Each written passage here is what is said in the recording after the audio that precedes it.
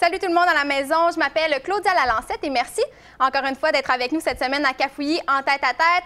Je me répète, je sais, mais nous sommes présents sur les réseaux sociaux, donc Facebook, Twitter. Si jamais vous avez des questions ou des commentaires à nous faire, et évidemment, comme à chaque semaine, les chroniqueurs seront avec moi un petit peu plus tard pour poser des questions à mon invité. Qui est-il? Je vous le dis dans quelques instants.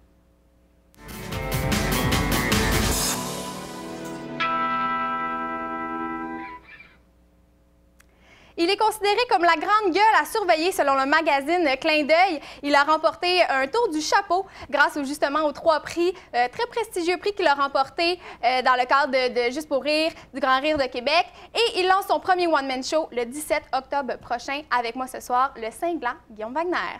Salut Guillaume! Allô, allô? Ça va bien? J'ai pas une si grande gueule que ça. Non, mais pourtant, j'ai la revue. Oui! T'es un mannequin, mon cher! Moi, plus ou moins. Je suis pas très à l'aise dans ces Attends, concepts-là. la page 110, je vais le montrer. C'est dans ces moments-là que tu te dis, j'aurais dû amener un petit post-it. Ouais, mais... c'est pour faire tarder le plaisir. Mais... Et voilà, la grande gueule à surveiller. Ouais, je suis pas très à l'aise. Ça se voit quand même, hein, que je suis pas à l'aise. Ben non, comme ça, je suis sûre. Non, dans le shooting, il était comme, OK, prends cette position-là, tout ça. Là, je suis comme de même. Puis là, t'es-tu à l'aise? Non, je suis vraiment pas à l'aise. Ben, tout bad, ça va pas mal être ça. Fait que, non, écoute, c'est une expérience différente. Ben ouais, donc pas de prochain métier pour toi, le mannequinat? Non, vraiment pas. C'est vraiment pas mon domaine. On reste dans l'humour. Oui. Et justement, Guillaume, énorme tournée de promotion pour ton one-man show. Et justement, aujourd'hui, j'ai lu sur Twitter, c'est la semaine Guillaume Wagner parce que tu es partout, télévision, radio. Ben Est-ce que ça te rajoute un stress, ça, cette tournée médiatique-là? Ben oui, quand même. Puis, tu sais, je suis partout. Tu sais, des fois, il y a des trucs que je me rappelle même pas que j'ai fait. Puis là, je suis comme, ah, ouais, je suis encore là. Je me gosse, je me tape ses nerfs, je me trouve surexposé en ce moment. Si j'étais quelqu'un du public qui me connaissait pas, je disais, mais il sort d'où? Pourquoi on le voit partout? Mais maintenant, on te connaît. Oui, on me connaît un peu plus maintenant, mais ouais, c'est assez essoufflant. C'est back-to-back tout le temps, des entrevues. Je suis quand même écœuré de parler de moi. J'ai le goût de parler d'autres choses que moi. Malheureusement, on va encore parler de toi pendant 30 minutes aujourd'hui. Ben oui, ma personne. Let's go. Non, mais c'est quelque chose justement qui vient avec le métier, ça, justement. Et là, c'est un très gros événement qui s'en vient pour toi. Et avant de faire un one-man show, quand même, il y a des étapes à suivre. Et toi, tu as fait l'école de l'humour. Oui. Tu as terminé en 2006. 2006, oui. Et tout de suite après, on t'a déjà su comme quelqu'un qui avait du cran, quelqu'un qui avait du culot même, que j'ai lu dans ta biographie. Oui. Ton style d'humour, c'est quand que tu l'as découvert? Ben, en fait, moi, au début, en sortant de l'école de l'humour, j'avais un style un petit peu plus grand public, je te dirais. C'était un petit peu plus consensuel. Je faisais des blagues d'observation. C'était très général. Puis, en même temps, c'était le fun parce que tu fais un show puis tout le public est de ton bord. Mais à un moment donné, j'ai découvert, avec certains sujets, j'ai découvert que j'aimais ça comme un peu diviser la foule, qu'il y ait des gens inconfortables, puis après ça, aller les récupérer. Je trouvais mon fun là-dedans. Puis je trouvais ça plus challengeant de ne pas faire le consensus. En même temps, j'aimais ça, faire le consensus, mais j'ai trouvé ça plus le fun de faire grincer des dents de temps en temps. OK, donc tu t'es pas levé un matin en disant « Oh mon Dieu, moi ce matin, j'ai plus de filtre. » Et je vais être vulgaire. Et non, ça s'est pas passé comme ça. Non, ça a été assez graduel, je te dirais. C'est vraiment de fil en aiguille, en découvrant que, ah, ça, écoute, ça m'excite comme sujet, ça, je trouve ça le fun. Puis là, à un moment donné, je me suis rendu compte que j'étais dans une zone où je faisais pas l'unanimité, mais que les gens qui m'aimaient, ils m'aimaient beaucoup. Fait que c'est ça que je trouve le fun de ça, c'est que les gens qui te suivent puis qui t'aiment beaucoup, c'est des vrais fans. Puis le grand public, bon, c'est plus difficile, mais j'ai du fun avec le monde qui me suit. Mais là, ça m'amène à te poser une question parce que, bon, tu dis que ça y est allé graduellement. Est-ce que tu trouves que c'est un point de non-retour? Là, tu as trouvé ton style. Est-ce que parfois, tu aimerais compter des jokes un petit peu plus à la, je sais pas, à la Rachid Badouri, par exemple, qui est plus grand public? Est-ce que tu trouves que tu es trop ancré dans quelque chose? Bien, pas nécessairement, mais quand je fais dans mon spectacle, il y a de toutes sortes de jokes, mais c'est sûr qu'en même temps, je me suis rendu compte que tu sais, des fois, je testais des blagues qui étaient un petit peu plus générales, un peu plus consensuelles, comme je disais, et que les gens, ils s'attendaient à autre chose, puis dans ce temps-là, ça marchait moins fort. Ils étaient comme, ah, ouais, il y a déjà des humoristes qui font ça. On va aller voir eux autres. Toi, on venait de voir pour un autre style. Fait que je me suis rendu compte que les gens aimaient mon style, puis il fallait que je m'assume là-dedans, pas que j'essaie de plaire à tout le monde. Non. Et tu te décris toi-même comme un grand fan de l'humour, après ma barre. Toi, dans la vie, qui t'a inspiré à faire ce métier-là? En fait, moi, j'ai commencé à faire ce métier-là. En fait, j'ai commencé à vouloir faire ce Ouais. métier-là quand j'ai vu une cassette de Eddie Murphy, plus OK. jeune. Il faisait du stand-up plus jeune. Il Ouais. était très bon, très populaire. Et moi, quand j'ai vu ça, j'ai dit, wow, je veux faire ça. Mais j'ai toujours été un fan d'humour. J'ai toujours OK. trippé sur moi, Anthony Cavana, RBO, puis Ouais. tout ça, c'était des inspirations. Mais je ne savais pas que je voulais faire ce métier-là. Mais quand j'ai vu Eddie Murphy, là, j'ai commencé à tripper là-dessus. Puis là, écoute, après ça, Chris Rock, George Carlin, des gars comme ça, Ouais. je suis devenu un gros fan d'humour qui était obsédé OK. par ça. Puis je me suis dit, écoute, donc, tant qu'à être obsédé, je vais essayer d'en faire un métier. Ouais. Moi, ça va servir à quelque chose, au moins que j'aille 400 DVD chez nous puis que j'ai juste l'air d'un geek ridicule. Oui, non, c'est ça. Ouais. Mais ça a fonctionné parce que, bon, justement, je l'ai mentionné, école de l'humour, c'est pas facile y entrer. Tu y es sorti en 2006. Tu avais déjà ton style, comme tu dis.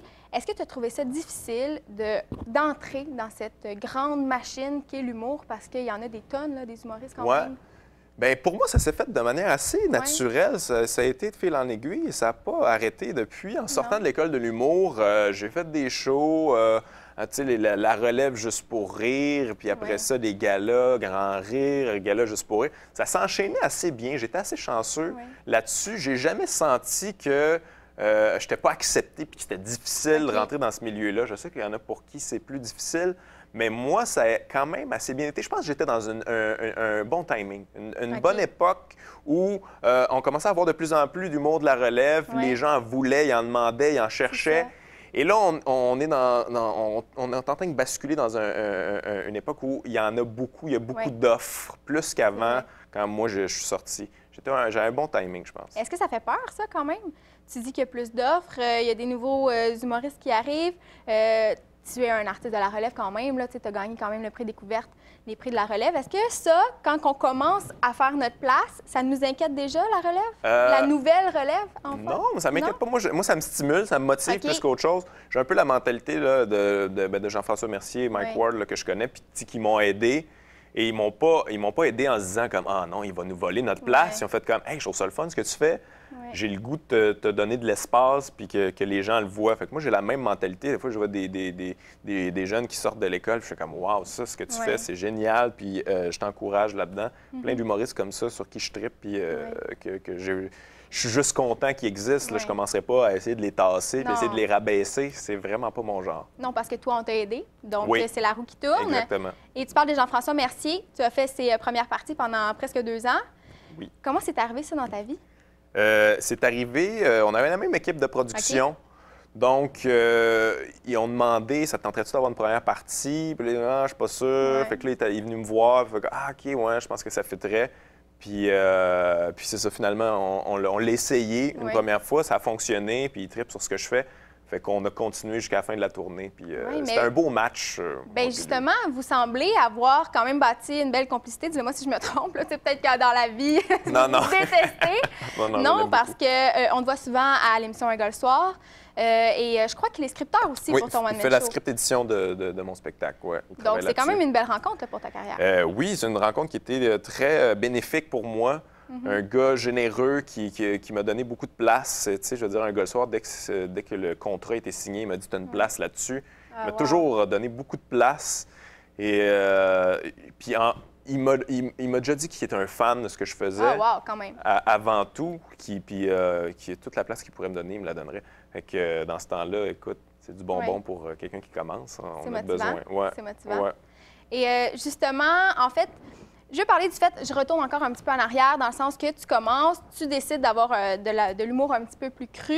Ouais. Est-ce que ça t'est déjà arrivé de te faire dire, hey, écoute, le grand, t'es la relève, tu sais, mon petit gars, tourne ta langue cette fois avant de parler, puis rentre chez vous, là, tu sais? Oui, ça m'est arrivé, Ouais? pour vrai. Oui, peut-être 3e année que j'ai fait Juste pour rire. J'ai fait un numéro contre l'homophobie. OK.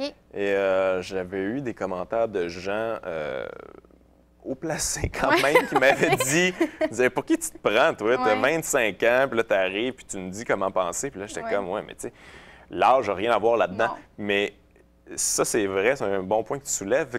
Plus tu vieillis, plus tu as de cheveux gris, plus tu as de crédibilité tout d'un coup Ouais. à traiter certains sujets. Puis quand tu es jeune, tu as plus l'air du baveux, arrogant, qui sait pas de quoi qu'il parle. Mais t'as moi- encore cette image-là quand même de baveux. Oui. Et on dirait que t'aimes ça l'entretenir. Non, j'entretiens Non, pas ça. Mais moi, parce que là, à date, t'es quand même pas si baveux que ça. Non, là, je suis moins stressée que je l'étais. Non, je suis pas très baveux, mais j'ai une face. J'ai une face de baveux. Je m'écoutais, je me réécoute quand je fais des entrevues, tout ça, puis je me suis vu à Tout le monde en parle. Et tout.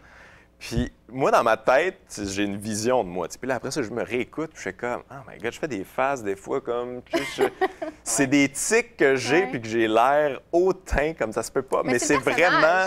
Non, c'est vraiment pas un personnage, c'est comme juste, moi, je m'en rends pas compte. C'est comme si c'est un tic là, ou que tu te joues après une oreille ou tu te pognes le menton puis tu t'en rends pas compte. Moi, c'est la même affaire. J'ai des trucs que je fais qui n'ont aucun rapport. Non. Puis là, après ça, je me réécoute, je fais comme je suis désagréable. Je me tape ses nerfs. Je me tape ses nerfs. Non, mais bon, tu soulèves, tout le monde en parle. Je veux pas m'éterniser là-dessus. J'aurais aimé en parler plus à la fin de l'émission. Tu le dis toi-même, tu n'as pas envie de soulever la controverse tout le temps. Bon, avec ton enregistrement, tout le monde en parle, ça s'est avéré un petit peu. Un peu, ouais. Est-ce que tu as dit en fait aux médias que tu regrettais pas ce que tu avais dit? Non. Mais est-ce que ça t'arrive parfois, tu arrives chez vous, tu dis, ouais, j'aurais peut-être dû comme être plus relax, puis... Ben, c'est que moi, tu me poses une question puis j'y réponds. C'est ça, ça c'est un gros problème que j'ai. Et à Tout le monde en parle, il pose des questions puis c'est Tout le monde en parle. Fait qu'il essaye de t'amener des fois dans des endroits un peu plus dangereux, plus glissants. Mais moi, je vais te répondre quand même. Je ne commencerai pas à dire comme « Ah non, je ne répondrai pas à ça parce que je veux pas avoir de problème. J'y vais pareil. Puis c'est sûr qu'après l'entrevue, je me disais « Ah oui, j'ai parlé de ça puis j'ai dit ça. Hey, ils vont-tu me garder? » Puis c'est pas des regrets sur ce que j'ai dit, mais je me disais... Ça me tentait pas tant que ça de parler de ça. Mais surtout quand tu vas là, surtout quand tu vas là pour justement promouvoir ton nouveau spectacle. Et là, ça amène de la controverse. Mais là, ici, à Cafouilly, c'est la joie. À date, ça va très bien. Hein? Je pense pas qu'on a de controverse. Non, à date, non, tout va bien. C'est quand même une émission jeunesse. Oui, il faut le rappeler. Mais bon, donc c'est terminé. Et je vais te souhaiter que ça n'arrive plus. Merci, t'es bien fine. Mais bon, j'ai parlé de télévision avec Un gars le soir. Autre projet télé, les 5 prochains. C'était une idée originale à toi, ça? Oui, une idée originale à moi et mon gérant.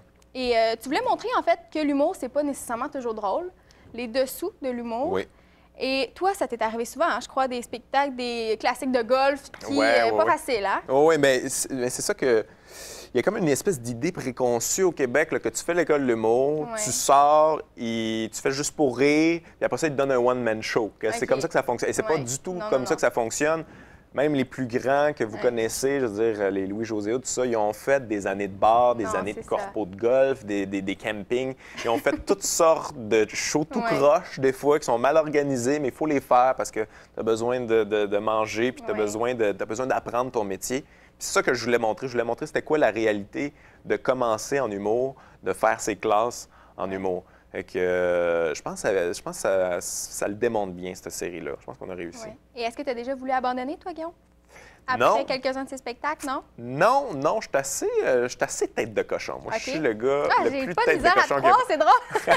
Vraiment pas de misère à te croire!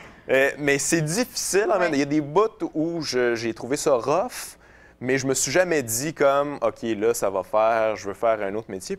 Probablement aussi parce que j'avais pas de plan B. Oui, non, c'est ça. Moi, je pense que c'est important, ça, en même temps. C'est un truc que je disais aux jeunes, si tu as un plan A, oublie le plan B, parce que sinon, tu vas focusser sur 2 plans et ça te prend juste un plan. Et au pire, si le plan A ne fonctionne pas, après, tu penseras à un plan B. Moi, je pense que c'est important de focusser complètement sur quelque chose qui te passionne. Ah, c'est beau, Guillaume. Merci. Bien, merci. Et justement, tu as focusé sur ton plan A et ça fonctionne très bien jusqu'à maintenant. Le 17 et 18 octobre prochain, tu vas être sur les planches du Saint-Denis. Oui. Bravo, vraiment. Merci. Et ça doit être un rêve qui se réalise? Oui, avoir un one-man show, c'était mon rêve depuis le début. Moi, je suis un gars de scène plus que, tu sais, mettons, télé, radio, tout ça. C'est un autre métier, moi, que je laisse aux gens qui veulent pratiquer ce métier-là. Moi, c'est vraiment la scène qui me motive, qui me passionne. Puis je voulais avoir un one-man show à moi, un spectacle où je suis tout seul, les gens payent pour venir me voir, puis je suis libre complètement. Et c'est ça qui arrive, fait que je trippe. Et à quoi on peut s'attendre pour ce spectacle-là? Bien, on peut s'attendre, c'est pas mal dans le titre, ça, à quoi on peut s'attendre. C'est un show cinglant, mais en même temps, c'est un show que je considère qui est pour tout le monde, mais en fait, j'essaie que ça soit pour tout le monde, mais je sais qu'en même temps, ça s'adresse pas à tout le monde. Je sais qu'il y a des gens qui seront pas à l'aise, mais je pense... Mais ça t'excite, ça, t'as dit tantôt. Écoute, quand ils sont dans ma salle, par exemple, ça m'excite un peu moins. Quand je vois des gens qui sont en train de passer une mauvaise soirée, c'est jamais super agréable. Mais j'aime ça taquiner le public aussi. J'aime ça qu'ils soient des fois un peu inconfortables puis les récupérer après. Je trouve ça. Mais tu as quand même lancé une notice. Là. Si vous n'aimez pas la vulgarité, si vous n'aimez pas ci, si vous n'aimez pas ça, faites pas exprès non plus. C'est ça. Cinglant, si vous venez voir un show cinglant puis vous envoyez une lettre de plainte après, tu cours après le trouble. Oui. Et est-ce que c'est difficile de se réinventer, Guillaume? Parce que, je l'ai mentionné, on l'a dit tout à l'heure, il y a beaucoup d'humoristes. Les sujets ont pratiquement tous déjà été abordés. Toi, vers quoi tu voulais t'enligner? Est-ce que tu t'es dit, je veux créer un nouveau spectacle, vraiment du nouveau, là, de A à Z? Ou... Bien, ça, moi, tu sais, je suis eu cette question-là, puis je trouve ça un peu spécial parce que si tu es toi-même, OK? Si tu es fidèle à qui t'es, c'est sûr que ça va être différent parce qu'on est tous différents, on a tous des points de vue différents sur la vie. Fait que moi, j'essaie d'être le plus authentique possible, d'être le plus intègre possible, et c'est sûr que ça ne sera pas comme Mike Ward ou Jean-Michel Anctil ou Mario Jean. Je veux dire, ils ont leur vision de la vie, moi j'ai la mienne. Fait que je pense que pour être différent, puis se réinventer, puis être authentique, c'est juste être fidèle à toi-même, c'est tout. Il n'y a pas d'autre secret, d'après moi. Et le Guillaume Wagner, fidèle à lui-même, il nous parle de quoi dans son spectacle? Il parle de beaucoup de sujets, c'est assez varié. Écoute, je parle autant du classique relation de couple en passant par la souveraineté, le conflit étudiant, les voyantes. Je dis, c'est tu vois des voyantes, Guillaume? Non, je vois pas des voyantes, okay. je ris un peu de ça. C'est bon. Et tu parles de couple. Tu es en couple avec Kim Lizotte. Et je veux savoir, vous faites le même métier. Est-ce que c'est un avantage ou un désavantage? C'est plus un avantage qu'un désavantage parce que elle connaît mon métier, elle sait ce que je fais, elle comprend comment je fonctionne, elle sait que je vais être... des fois, j'ai l'air paresseux, mais que je travaille dans ma tête. Elle sait que les horaires, ça va être n'importe quoi, que je me coucherai pas comme un bon petit garçon à 10 heures. Elle sait que ça fonctionne pas comme ça. Donc, c'est elle qui stresse, là, en ce moment? Non, non, stress. Mais c'est ça, on se comprend. Et ça, c'est cool dans ce temps-là.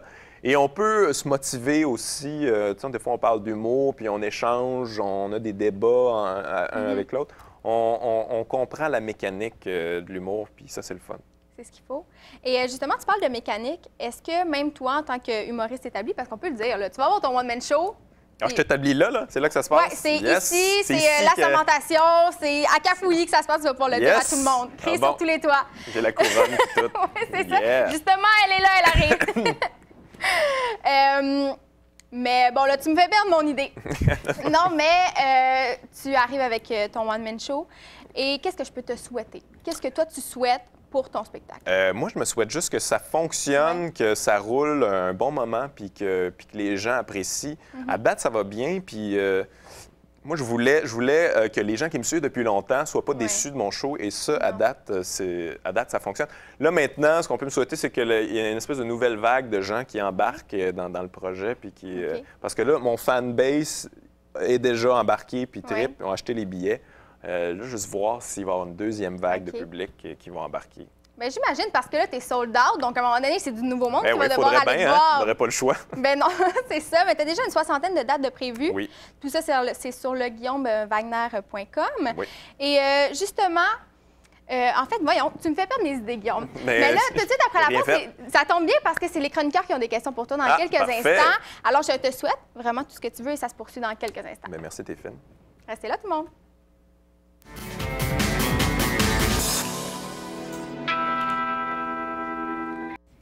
Donc, Guillaume, on s'est déplacé très rapidement quand même. Oui, hein? Comme l'éclair. Et voilà. Et là, c'est au tour des chroniqueurs. Donc, Jessica? Oui, j'aimerais savoir, c'est quoi la pire blague que tu as faite? La pire blague que j'ai faite, écoute, j'ai fait dans le sens que tu veux-tu un mauvais gag ou un gag que je regrette? Un petit peu des deux. Ouais, ça, les deux. Ben ça, j'en ai parlé à tout le monde en parle. Un gag que j'avais fait sur Marie-Mé qui était un peu trop poussé. Et là, après ça, je me suis expliqué que Marie-Mé, puis là, c'est devenu un peu... mais finalement, écoute, ça s'est bien réglé, puis elle va en venir à ma première. Puis, OK. On a comme fait la paix. Mais sur le coup, j'étais comme, peut-être un peu malhabile comme gag, puis c'était déjà filmé. Fait que il était trop tard. Ouais, il était trop tard. Fait que, celle-là, je le regrette un petit peu. Et mettons la blague là, qui n'a pas fait rire personne. Ah, ça, il y en a tout plein. Quand tu fais de l'humour... tu vas avoir des jokes Ouais. qui seront pas bonnes parce que tu vas les tester, tu vas les roder, là, tu te plantes, tu l'enlèves. C'est juste ça, de l'humour. C'est se planter puis se relever. Non. Et voilà. Sarah Émilie?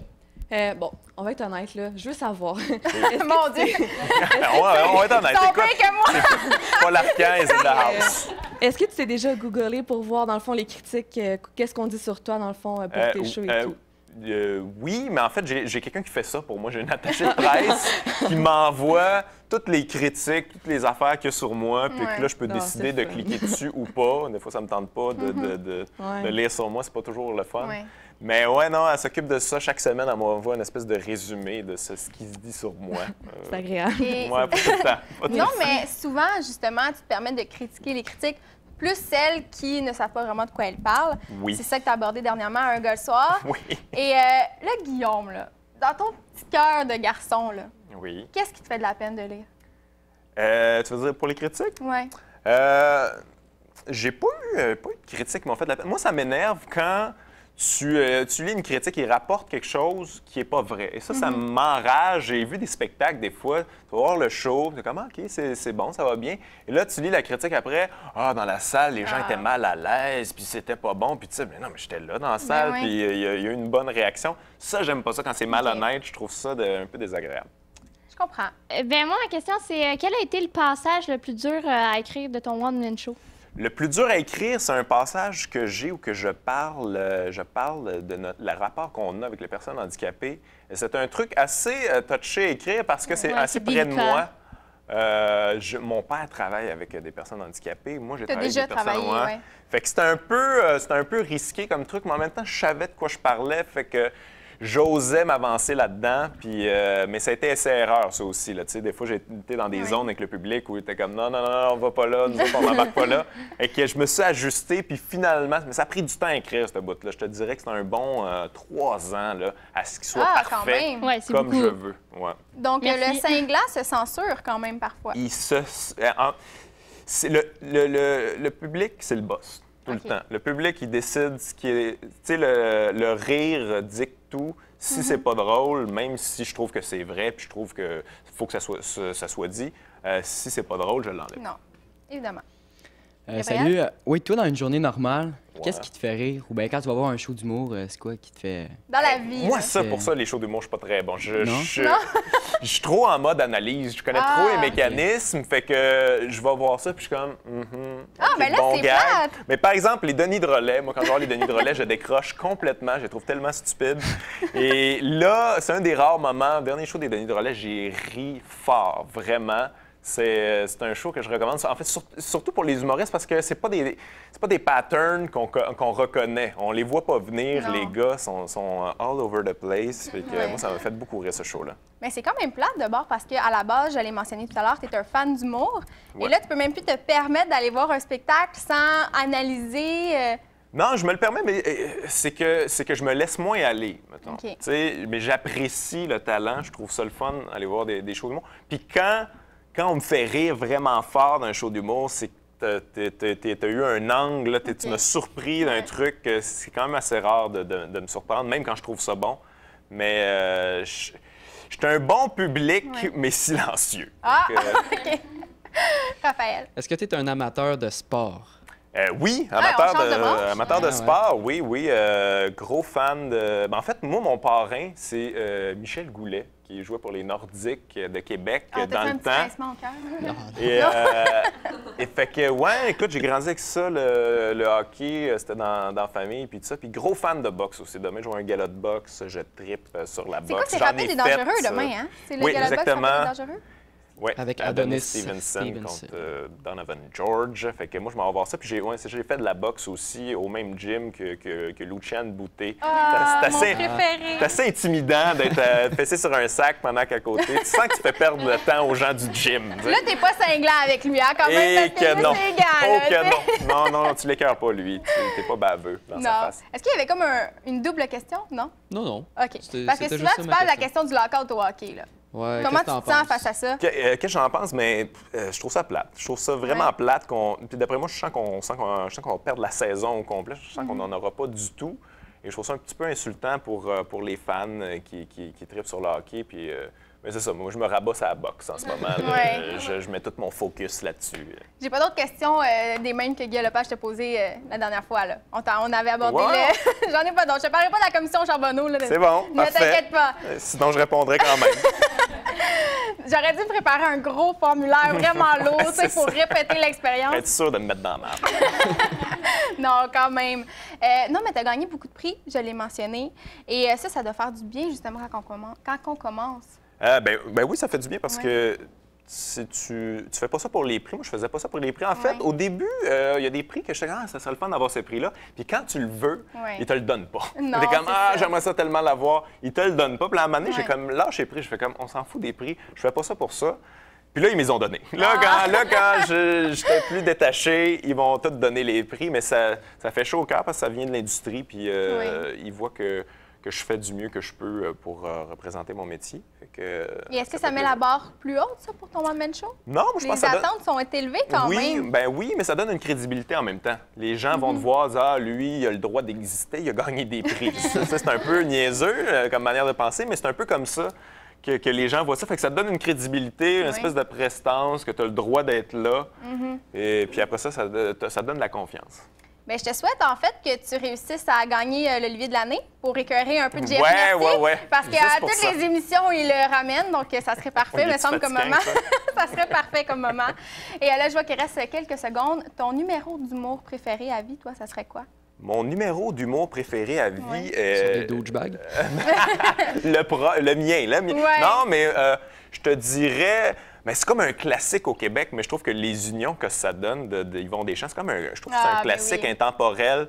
Puis c'était comme les débuts de l'humour. C'était pas défini encore, mais ça reste quelque chose de bien fait et d'encore drôle et actuel. Fait que pour moi, c'est un numéro. Et quand ça fait 30 ans que tu as fait un numéro et il est encore actuel, c'est un bon numéro. Je te souhaite de devenir intemporel, Guillaume Wagner. Bien, merci. Et merci d'être venu. Et nous, on s'en va sur le guillaumewagner.com pour toutes les dates de spectacle. Et merci à vous également, les chroniqueurs. Et on vous retrouve un petit peu plus tard durant la semaine pour Cafouillis. Bonne semaine, tout le monde. On se retrouve la semaine prochaine. Bye.